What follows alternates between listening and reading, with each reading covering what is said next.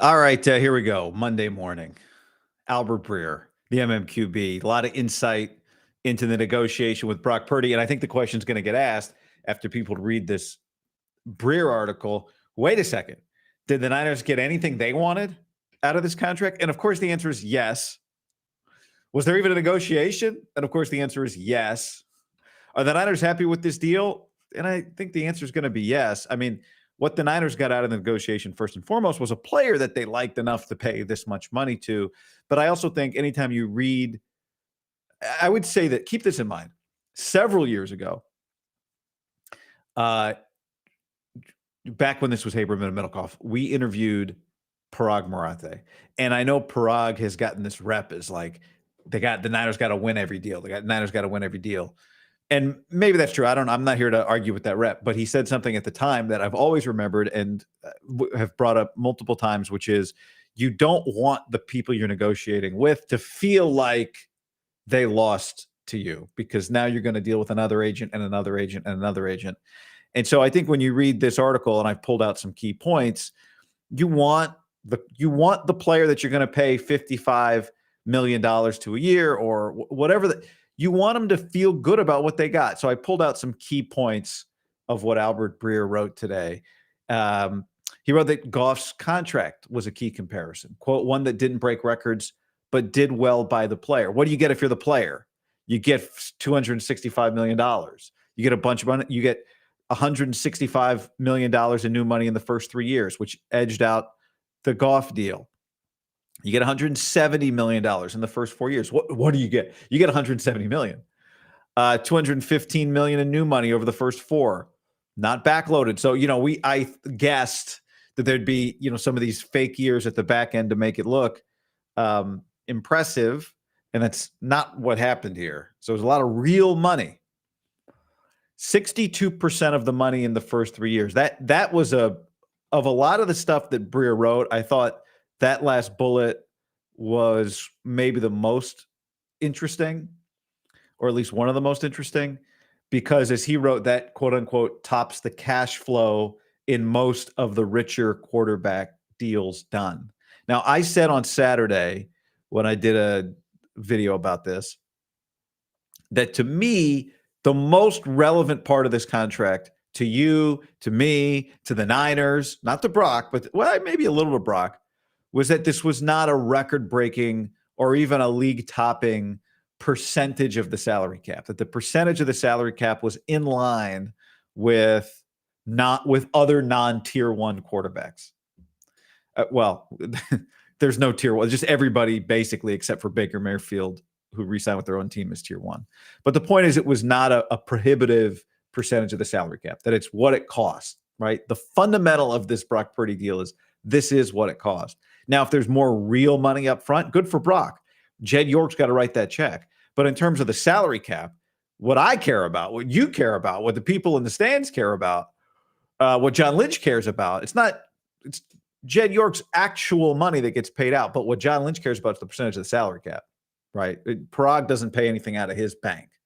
So the percentage of the salary cap was really critical here. So to me, the Niners got a market deal. I said a market deal from that standpoint. So when the question gets asked, and it's going to get asked after this, and I got some of the Breer stuff here as well. Well, was there a negotiation, right? Like, it seems like Brock got everything he wants. The lesson, of course, is if you come to negotiation with a market value reasonable ask, then you'll get what you want. Like, if you're selling a house and you ask market value for it, and someone goes, "Oh, that's market value," they pay it, you got what you wanted. If you asked for too much and then you get market value, you didn't get what you wanted. You had an unreasonable ask. And so I think if, all of this is, if some of this is true, if this is true, to me, it pencils. If you have a reasonable ask, then the deal gets done early. Kyle Strongen told Brock Purdy before the combine, this is his agent, this is what Breer's writing, to be prepared to get a deal done the first day of training camp based on Debo and Bosa and Ayuk. John Lynch said he wanted to avoid that. Now, here we are, says Breer, 2 months ahead of schedule. The first meeting happened in Santa Clara. The second meeting happened over dinner at the Combine at the Indianapolis iconic St. Elmo Steakhouse. Have you been to St. Elmo's Steakhouse? The cocktail sauce is their thing. In the first meeting, the Niners got their point across. They weren't going to break records with this contract. At the second meeting in Indy, it was established Purdy's side wasn't going to do a deal that didn't have strong cash flow structure guarantees, things that would affirm he was the Niners guy for the foreseeable future. The key word there, strong. Can you do a strong deal without breaking records? The answer, of course, is yes. You become incredibly wealthy immediately. It's what I've said the whole time. It's like, is it going to be 48 or 53 or 60? I didn't think he'd be the guy that pushed for we've got to break a record here, understanding that saving a few million, maybe not being number one in percentage of the cap still makes you incredibly wealthy. That's what happened. The following breaking point came with the start of the offseason program. Niners been through disputes before. Kyle Strongen and Parag and Brian Hampton worked together in 08 and 09, finding compromises. As such, Purdy didn't want things to get ugly. Okay, player has some insight here. Good. Player's allowed to, agent works for the player, not the other way around. That brought the unspoken acknowledgement that talks had gotten serious and there was a deal to be executed. At the end of last week, Strongen called Hampton for one last compromise. Hampton called Marathe, John Lynch, Kyle Shanahan, who are on a golf trip. Love that these guys are hanging out together, by the way. 5-year, $265 million deal was pushed over the line. It didn't break records. On Purdy's side, it did more or less commit to the Niners for the foreseeable future. You know, the other thing that happened here was he had no trade clause, which Breer writes as the 49ers have never given out a no trade clause. It was off the table initially and a first for the 49ers, which is fine. It's like, here's the thing. I understand if you're in Brock's shoes, this happens so rarely, but you understand, you saw the way it felt like Jared Goff got wronged, or at least he didn't in the end, but it felt like, you know, it ended badly between Goff and the Rams and McVay. Now, in the end, it worked out for everybody, right? The Rams got Stafford and their Super Bowl, and it turned out the Lions got their franchise quarterback in Jared Goff. The odds of Brock Purdy being in some sort of trade are so low. And if the Niners eventually got into a position after 3 years where they tried to trade him, you wouldn't want to be around anyway if you were him. The key when you ask for a no trade clause is not that it is that you don't want to be traded, but what it really is cut me. Like, I want to get cut so I can choose my destination. But of course, a no trade clause can always be removed if that's what's best for everybody. Let's say the Niners decided one day they wanted to trade Brock Purdy, and Brock Purdy's like, I got a no trade clause, cut me. And the Niners say, well, we don't want to cut you, but we'll find the team that wants you where you'll end up anyway, and then we'll trade you there, and then you can renegotiate a new contract with them. It's such a low probability situation. Now, Breer doesn't say that's the thing that put it over the top. Breer doesn't say that was the thing they called about the one last concession, promising a deal if Purdy got it. But, I mean, it feels like that might have been it. You know, hey, all right, Brock, we got the deal. And Brock's like, how about a no trade clause? You know, I don't want him to trade me. Like, what if Kyle changes it? What if Kyle suddenly loves Mac? No, it's not Mac Jones. But I don't want to trade me. It's like, all right. So they call. The best time to call in a negotiation is when the other party is between holes 7 and 8, or drinking at the bar after a round of golf, or they've got a tee time in 5 minutes and it's beautiful out. And for a brief moment in time, these football guys are reminded that there's life outside the team facility. And they're like, oh my God, the world's a beautiful place when you're not watching film. And the agent's on the phone. He's like, hey man, look, we can get this done before your tee time. Or I know Lynch has a big putt coming up. So let's just, or, you know, Kyle's on the sand and he's hacking it out. And like, Kyle, here's one piece of good news. Brock, we can get this deal done right now. We just got to give him a no trade clause. The best time to call the person you're negotiating with is when they're on the golf course. Let's get it done. So they got it. So that'd be my guess. My guess is that it's the no trade clause. So, if you're watching on YouTube and not listening to the podcast, the title of the video what did I call this? Did the negotiation or capitulation? I think, of course, it was a negotiation, but there's less negotiating if you make a reasonable request. And if the request is there are a lot of people on the internet, a lot of people in the real world, which is those things cross over. That's a big Venn diagram, who don't like the deal, who think it was too much money, whatever the case is. What I mean here, reasonable request means market deal. They did a market deal. That, by the way, in 3 years because this is the way football quarterback deals look, except for the Dak contract, which is larger in terms of AAV. It's, whatever there is, 7, 8 contracts larger in terms of, I had the screenshot a moment ago, in terms of percentage of the cap. But it's, I put it away because all I cared about was it looked about right. It was appropriate. So, from all those standpoints, they did a market deal. Do you walk away happy? Well, you walk away happy if you're them because you like the deal. You like the player. You wanted to keep the player. This is what it costs. So Matt says we're officially the Cowboys. I don't think so. The Cowboys just fired Mike McCarthy and hired Brian Schottenheimer. The owner of the team runs the team, gives press conferences outside the locker room on a daily basis.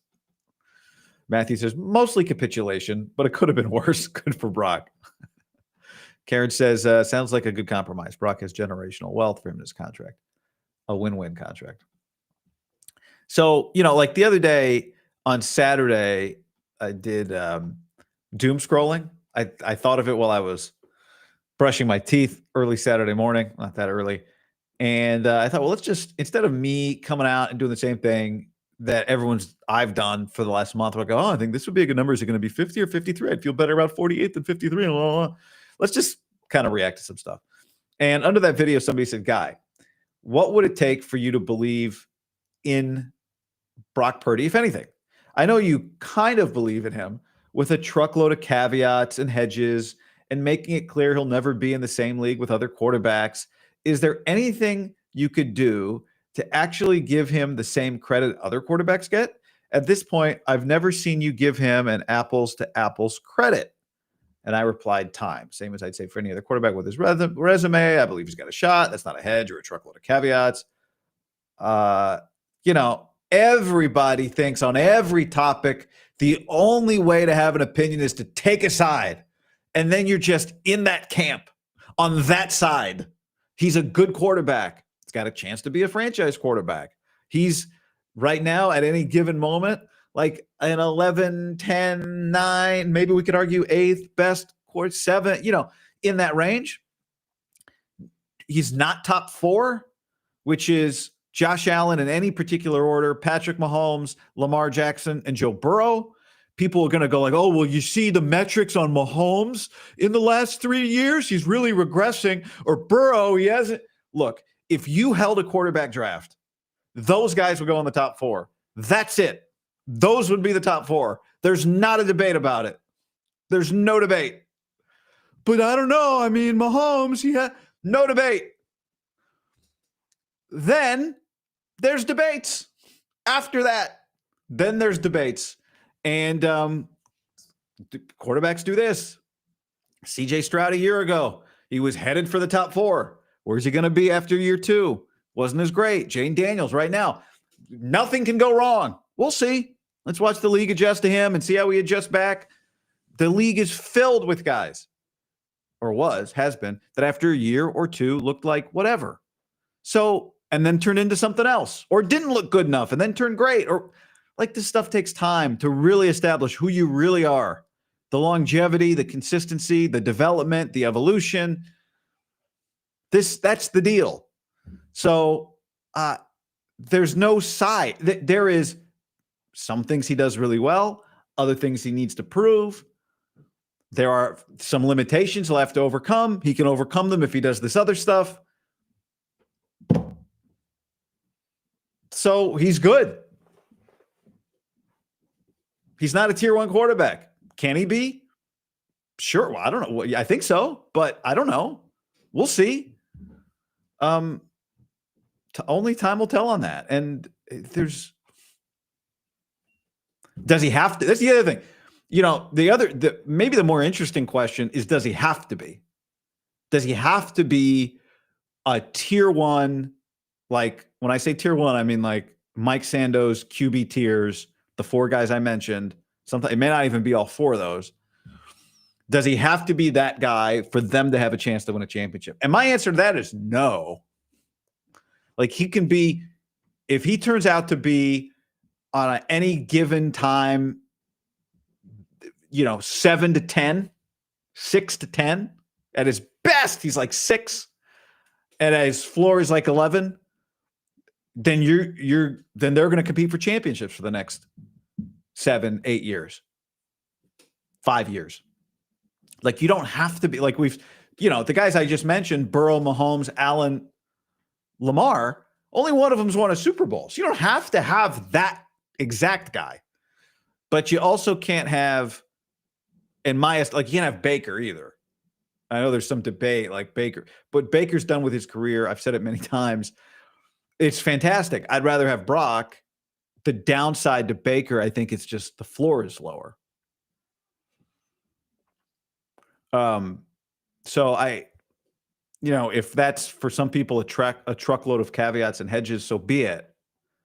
But I'm not gonna get on one side, like the pro Brock or the anti Brock army. It's so stupid.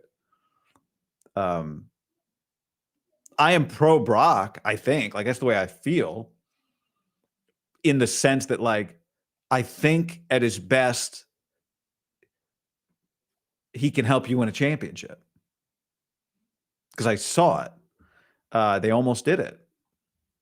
They didn't do it, but they didn't do it. I know. In addition to just the whole other side of it, which is it's one of truly the most incredible stories in the history of sports. And because we're in the middle of it right now, and the rest of it is, as a song once said, still unwritten, it almost gets put aside a little bit. The 262nd pick became a franchise quarterback. It's incredible. You can go to heyguy.co and buy the 262 hat, by the way. I wished he'd sign his contract for $262 million instead of $265 million. Heyguy.co. But he didn't. I mean, look at what is ahead this year for the 49ers. Teams that are all the betting lines are out now, or at least the early betting lines are out. These things subject to change. But here's a graphic. The number of times a team this year is listed as the gambling favorite. The Bills are the favorite in all 17 of their games. The Chiefs 16, the Ravens 15, the Eagles 15, the Niners 15. Niners are one of 5 teams that are favored in at least 15 of their games. The Packers and the Rams 13 apiece. Now, as we know, just being favored doesn't mean everybody thinks you're the best, and your schedule affects things. But here's what it looks like, just for the record. The Niners, 2 games in which they're underdogs. The Rams, week 5 on Thursday night. The Buccaneers, week 6. The Buccaneers game, yellow is road, green is home. The Buccaneers game is a road game. The Buccaneers are coming from a game at Seattle. So that's a long trip back home for them to get ready for the Niners, who will be on a 3-day rest advantage. So this is just games on paper, right? This guarantees nothing. But I do think it's interesting that one of the games that an underdog is a game where they have the rest advantage against their opponent. Sunday, October 12th. Somebody tell me, Tampa hot? I guess Tampa hot still, but not early August. So that was interesting. I did predict that they'd be, I thought conservatively, no, the opposite of that. Like if I kind of took any 50-50 ones that I wasn't sure of and went to them being underdogs, that I thought maybe 3 games. Now, somebody made the point. They said, look, who cares how bad you think the Browns are? As long as they have Jim Schwartz as their defensive coordinator, then they've got a shot. And I actually do, especially late November, could be cold. I do agree with that. Rain games. Where is the rain? Where is the snow? Is there any snow in this schedule? Not in Indy, not in Arizona. Maybe in Cleveland. Does that come later? But maybe some rain. Comment from Notorious GAV. I'm so hard over our schedule right now. I think that means you don't want to hear about the schedule anymore. Is that what that means? I think that's what that means. Stan, this contract is a win-win. Can't argue it. Decent QB, cost $50 million. What's the alternative? And here we have the absolute other killer point from Stan. As I said, percentage of the cap is, I think, what matters most. But the last sentence from Stan is so important. What is the alternative? Saving, let's say, $20 million in the short term and having Baker Mayfield instead. Would you rather do that? I would not rather do that. Got to get my T's today. Saving $20 million and having Sam Darnold as your quarterback, I would not rather do that. Look at the Tua contract.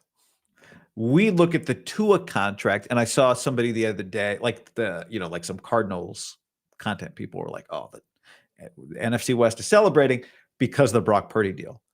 And I think, the shoe on the other foot is we look at the Tua contract from the outside and go, man, I would not want to do that deal for that player. But guess what? Even though, I think Brock's a better player than Tua, they end up compared a lot because they're short and because, some of their metrics end up, they're always kind of near each other in some of the metrics. Like when I say metric, I just mean the stats. Some of them advanced, some of them not.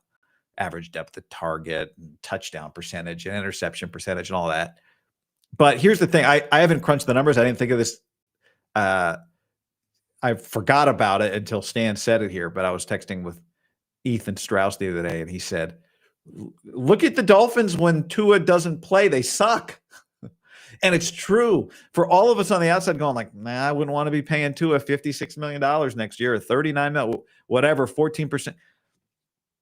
He's going to be 14% of the cap this year. That's reasonable for a starting quarterback. And when he's not their quarterback, they do fall off of a cliff. Because guess what backup quarterbacks are? Backup quarterbacks. Any backup quarterback, to me, the standard is like, can you survive a game with that guy? Just a game? The Niners, the answer last year was no, not really. They had a couple of QB3s as QB2s. And that's why Mac Jones helps them. If they have to survive a game, that's part of what made Brock so insane, is that when you bring in a backup, you don't expect to go 8-0. You expect to can we go 2-2 in 4 games? Maybe. If we change our offense a little bit for this guy.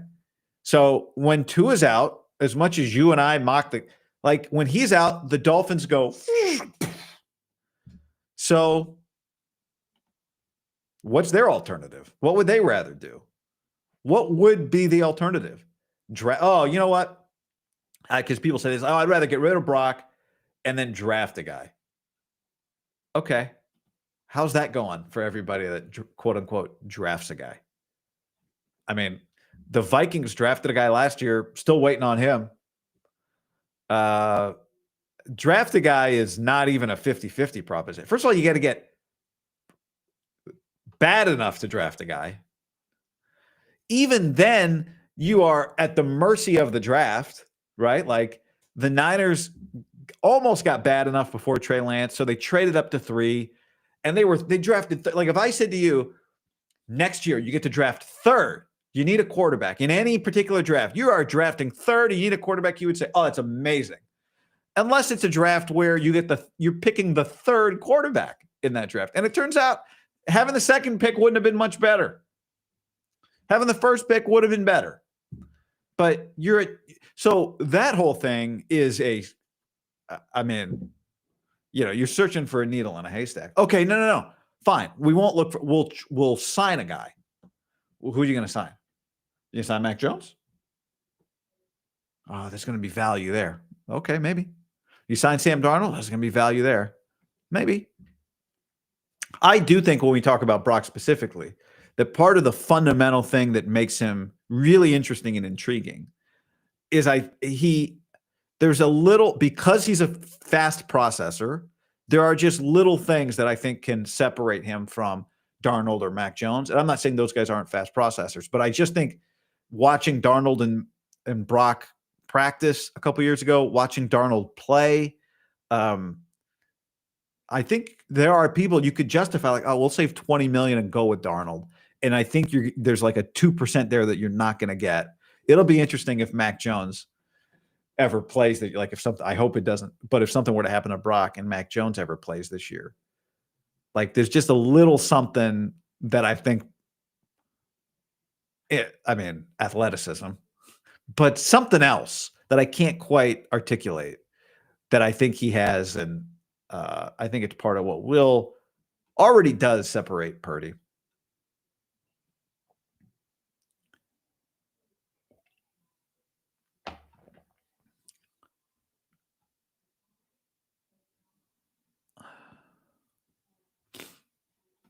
Let's see. Let's look at some comments here. Oh, you're excited over the schedule. Okay. Oh. I put the comma in the wrong place. Got it.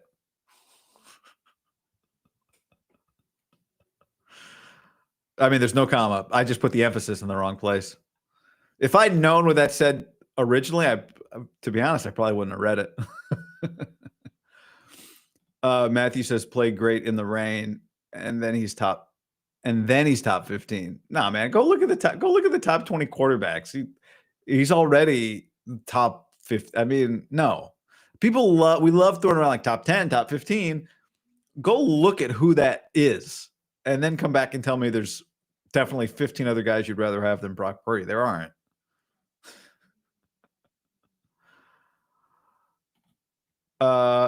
We will rally around Brock, and when the NFC shut up the haters, Sam Darnold getting swept. Great week 1 game to start. I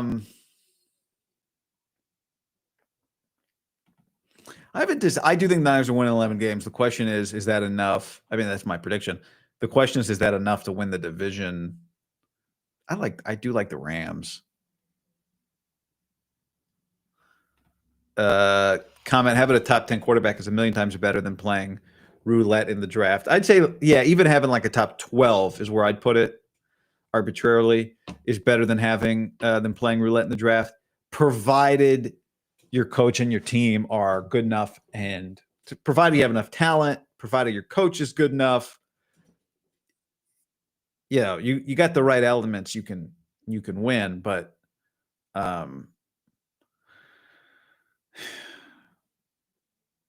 yeah. So I guess I agree with that.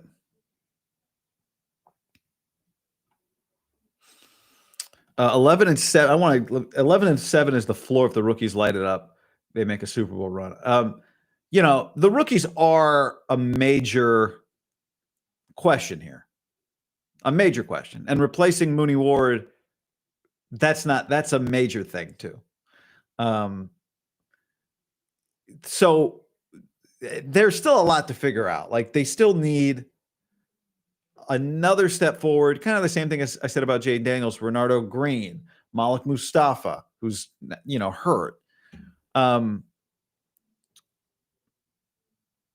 there's still a lot of questions here. Now their high-end talent, their top-line talent is really high. And I'm going to do a thing this week about, is the 49ers offensive line good enough? I've got an offensive line expert coming in this week. Is it good enough to really, truly do something? So we'll do that. Trent healthy, McCaffrey healthy. Pearsall's got to take a step. We tried it with Trey Lance. How did it work out? Horribly for everybody, except for Brock Purdy. Guy, have you watched Sinners yet? Sinners? Which one is Sinners? Oh, no, I have not watched Sinners. That's in the theaters. I have not watched Sinners yet. That's the one that everybody was talking about like 3 weeks ago. I have not. Yeah.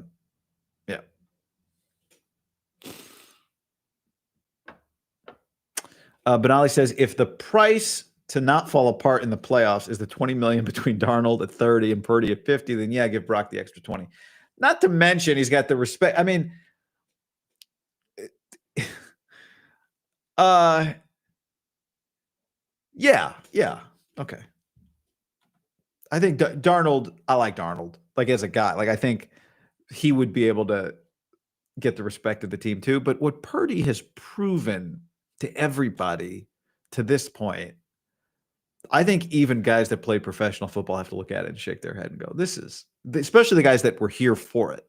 Kittle, Trent, like Juice, Bosa, Fred Warner, they just got to shake their head like, God, this is crazy. Dan, Notary, people's logic on Purdy signing doesn't make sense. They act as though there's a QB store that exists only for the Niners. The QB store. And they're running out of you. Like the jerk store. I call the QB store. Yeah, I mean, I go back to the Shanahan quote. I don't think I have it here anymore from the pre-Trey Lance draft where he said there aren't 32 people on the face of the earth capable of playing quarterback at an acceptable level. That was the quote. And it's true. I mean, we go into, like, I love college football. Some of you love college football. We go into a college football season this year, any year. And right now, going into like the summer and then into spring ball, a bunch of fan bases are fired up for their quarterback. And by the end of the year, there will be, I'm trying to think, like, how many fan bases last year loved their quarterback still at the end of the football season in college football. I mean, I'm going to eyeball the rankings here, but my guess is like 7, maybe not even.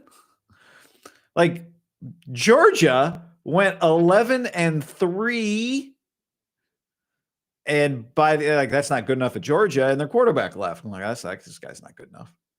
Drew Aller at Penn State went 13-3. Everybody's on his neck. Tennessee 10-3. They were, even before the offseason stuff with Nico Iamaleava. Tennessee guy can weigh in and let me know, but I don't think they were in love.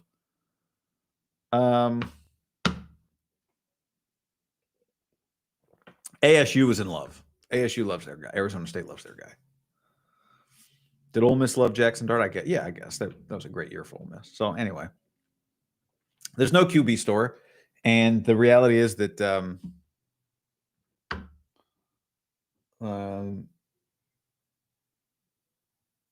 that's the reality.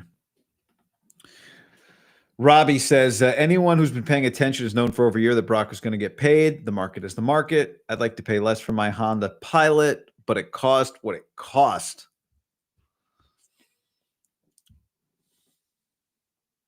Is he a Honda Pilot? First of all, I think he's probably a little more nimble. I don't think he's a Honda Pilot, but you're not saying he's a Honda Pilot. You just say you have a Honda Pilot. You'd like to pay less for it. The cost of cars has gone through the roof. There's no question about it. It wasn't long ago where you'd be like, you get a nice car for $32,000 out the door. And now that same car is like 52. Super chat from Heather. Thank you, Heather. If the defense could make stops, the Niners could win more games. Last year, how is that Brock's fault? That could still be an issue. O-line still sus. I had a debate the other day about sus. I am pro sus. I think sus is a great word. I'm anti-super. Everything. Have you noticed? Like, what is going on in the world? Everything as I don't know who is ground zero for the word super. Bill Simmons was ground zero for the word like. A lot of podcasters out there talk like old Bill Simmons, like the word like. I don't think he was ground. It started before him, but like talking in his way, he spawned the whole thing. I don't know who was ground zero for the word super. I'm super excited. It's super good. It's super tasty. It's super hot. I don't know who started super, but it is an epidemic. I dare you to go through a day without hearing the word super, because super, it's always used for things we don't need it to. It's super interesting. You know, interesting just means interesting. Really interesting. We had a word for it already. I don't know why it's super. Super is a little much. But I dare go through a day without using the word super. Hey, and by the way, I'm an offender too. I'm trying to scrub it from my vocabulary. I can't stop. Super expensive. There's already expensive. We don't need super. But sus, I'm into the word sus.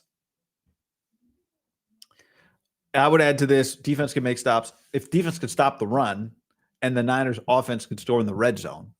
And I do think while he's not responsible for getting stops, he is the quarterback in the red zone. When Christian McCaffrey disappeared and the 49ers went from a very good red zone team to an awful red zone team, he is the quarterback in the red zone. Now I'm going to get myself into, guy, you're always hedging and caveats on Brock. And I like Brock. There's a lot of stuff he does well.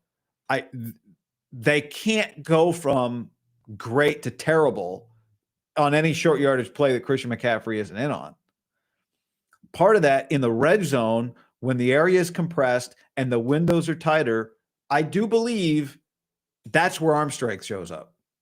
So what do we see? What makes Brock so special in some ways? The guts, the accuracy, the processing, the vision, and the touch. Those 5 things to throw with the anticipation that he needs to throw with. He throws, it blows my mind a lot of times when we look at layered throws from Purdy, where the receiver is, where the defenders are, when he's deciding to throw. It's incredible. And I think it's probably the single greatest skill he has that most quarterbacks who don't cut it lack, is that ability to throw with anticipation. So it is, a 1% or 1%er skill that he has. And he can't be who he is without it.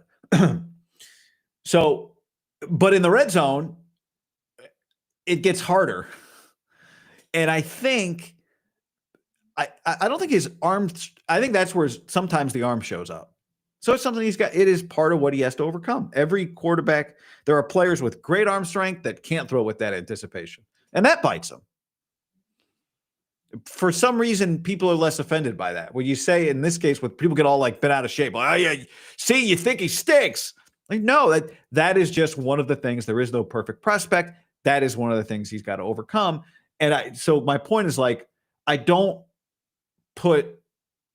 like the McCaffrey, the red zone struggles being just, oh, it's just Christian. No, nothing you can do about it. If you don't have Christian, nothing you can do about it. Like, he's got to be better in the red zone without Christian.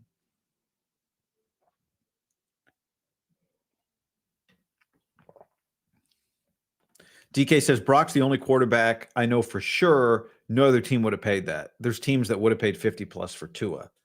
This is basically the thing Chris Sims said the other day. I heard Mike Silver say today, like, he knows there's teams that would pay that for Brock. That's what he said. I do think that's a fair debate, but it never comes to this. And part of the value is that he's your guy. Part of the reason you pay the guy who you believe in because he's a leader, et cetera, is that he's your guy. I disagree that, like, today teams would pay more for Tua than they would for Brock. I don't know. I mean, the one thing that factors in too is draft. If people had, Tua went top 10 top 10. There was a debate, him or Herbert. Like, what do you? And they took him. And Brock went 262. But Tua's hurt a lot.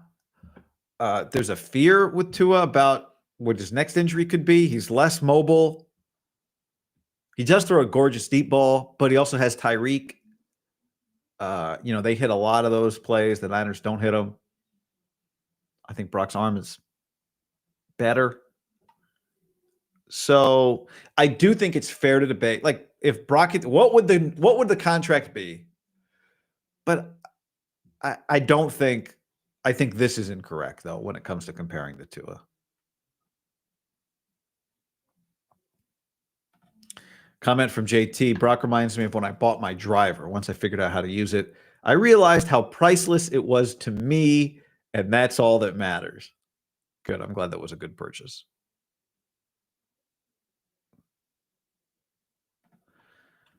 Joe says, nice, was terribly slow with reads, had no intermediate passing ability, and can't open up the entire field. Nice. Who's not? What does that mean? Nice. Lance? Context clues there? I'm going to guess that's what that was.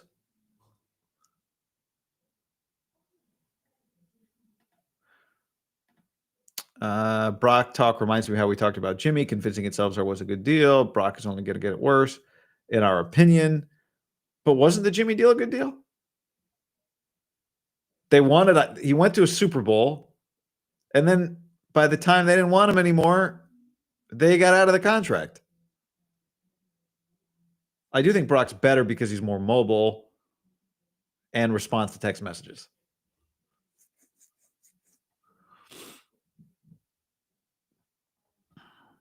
Losing Mooney and Dre were huge losses. Yeah, losing Mooney Ward was a big loss. The idea of Dre Greenlaw was a big loss, but they didn't have Dre Greenlaw last year.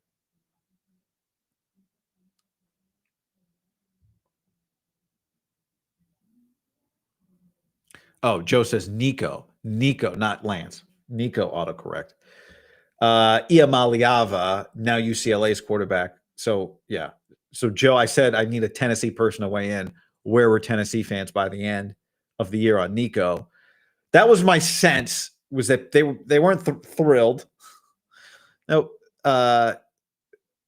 UCLA and Tennessee's got their work cut out for them, because they both they swapped quarterbacks, and now these guys got to go in, learn the offense without spring football. I think I said spring football earlier is coming. I meant fall football. Without spring football, it'll be really interesting to see. We had right after the draft, when the Niners drafted Curtis Rourke, Tino Sunseri came on the show. You may have caught that. And Tino's now the offensive coordinator at UCLA. That's a big job for him to have a quarterback come in suddenly who, the reps seemed to be they didn't see the field well.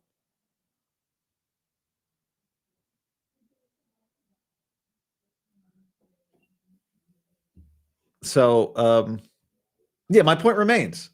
By the end of a college, there are just not that many quarterbacks. I trust fan bases on their quarterbacks, because I trust fan bases on their quarterbacks, and I always used to say this with baseball, on their closers. If you're a San Francisco Giants baseball fan for many years, you know that, like, Brian Wilson would come out of the bullpen and they throw the stats on the screen. It'd be like, and here comes Wilson, all-star closer. He's converted 47 of 49 saves, or 47 of 48, whatever. I'm making up the number. And yet, if you went into the crowd, people would be nervous. Like, oh my God, they wouldn't react. It didn't feel like it was a sure thing. And so fan bases, you watch more of your own guy than anybody. Now, sometimes you get lost in the trees there because you don't see anything else that's out there available in the world. But I trust fan bases on quarterbacks and closers. And so there's Joe saying a lot of distaste.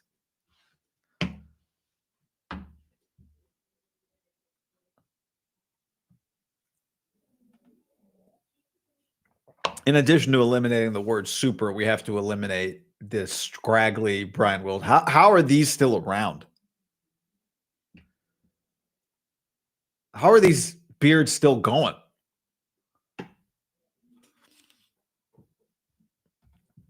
Is Old Stafford still the best quarterback in the division?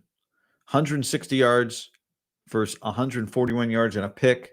Brockton, 292, 3 TDs, lit up the Rams for Stafford, 221, 1 TD. I think his ceiling is still the highest, but every year we have to reevaluate that. I mean, Stafford, is he a Hall of Famer? I think he might be. I haven't done the study. I haven't done the historicals on the stats, but I think he might be. Now that he's won the championship, I always thought what he did in Detroit was very admirable. Awful franchise. They had Calvin for a time, no doubt. Always playing hurt. So, soft spot for Stafford. That's part of the test this year, I guess, right?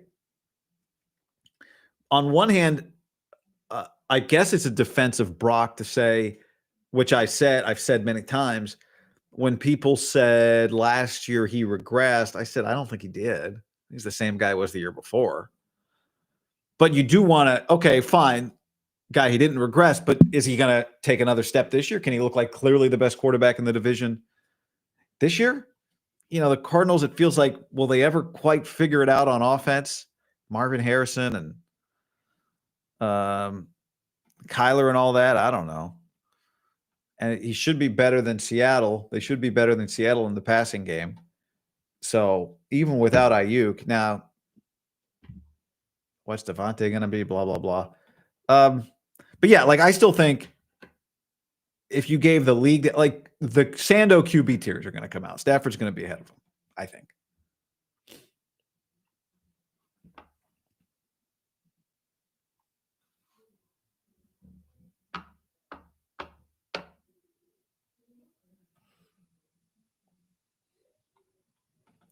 Christopher says, a great deal for the Niners. What a win-win. Oh, thanks, Prague. Let's give all contracts needing to get done will be, besides losing Dre, drama-free offseason incoming. Collins, Martin, Stout, pan out. Oh, boy. That's a lot. If Collins, Martin, Stout, pan out, oh, boy. If Michael Williams, to me, if Michael Williams and one of the other rookies can really contribute this year. So you get, here's a win for the 49ers, I think. If Micah Williams looks like you want the number 11 pick to look like, which, is a guy that's probably even better in year 2, and then one of the other rookies is a reliable starter, ideally it'd be, this is the point, is that's reasonable. Your 11th pick looks like the 11th pick, and then one of these other guys is a reliable starter. That is a reasonable expectation.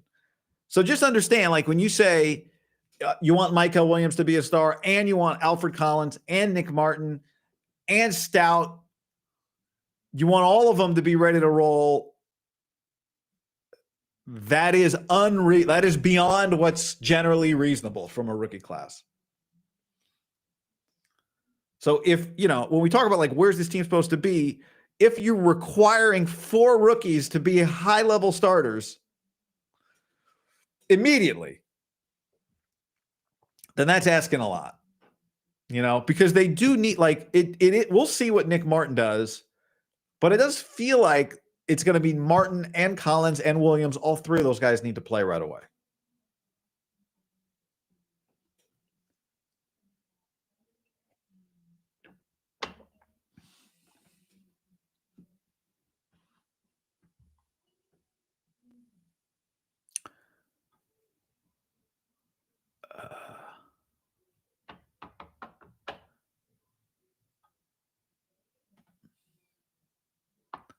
To expect a third-year quarterback to carry a team with no weapons is a big ask. Even Burrow has the 2 best wide receivers on his team.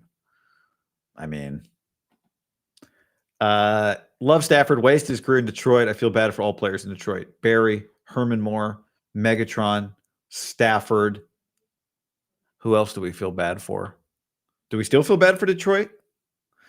I watched a YouTube video the other day. It was Kevin Clark and Mina Kimes. They both ranked Dan Campbell as a top 5 NFL coach. I think they both had him top 4. which surprised me. This will be a big year for him. Can he replace his OC and his DC? It's a big year it's a huge year for the Lions.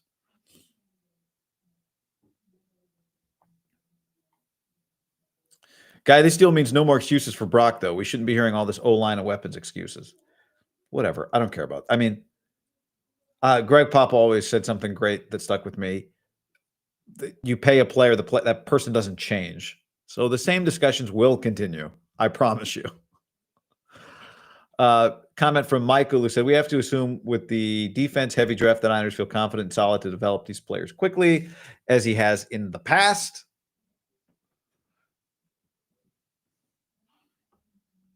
I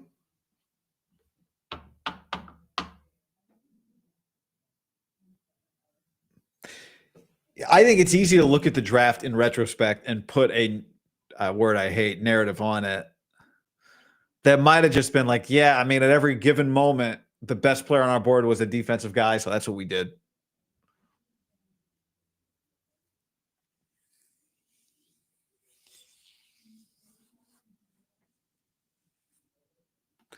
Wax or pomade? I'm not sure what it is. What is this stuff called? I don't know what category it's in, I guess I should say. I can tell you what it is. It's a combination. Today, we don't have the combination. This is pomade. Pomade first, and then first-hand supply all-purpose pomade. Pomade first, and then I didn't put in the second layer today, but sometimes on days when I care, then there's a clay.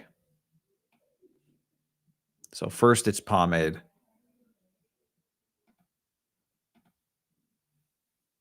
Then it's clay. And I think, to me, the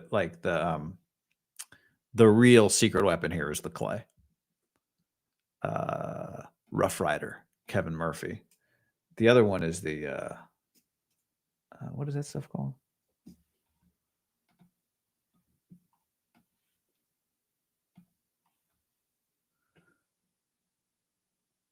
First hand. So this is the pomade. It's a long answer that nobody cares about. 3 people care about. So that's first. And then the Kevin Murphy is second. So pomade and clay. Make a note.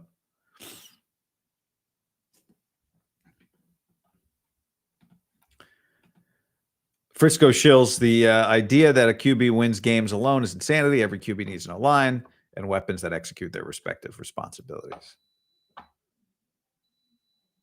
This is true.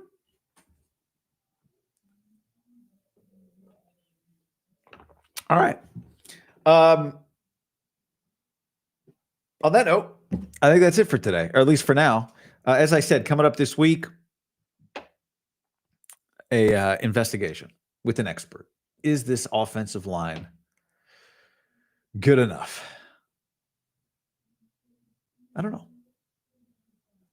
But we'll get to that coming up. Okay, everybody. Thanks for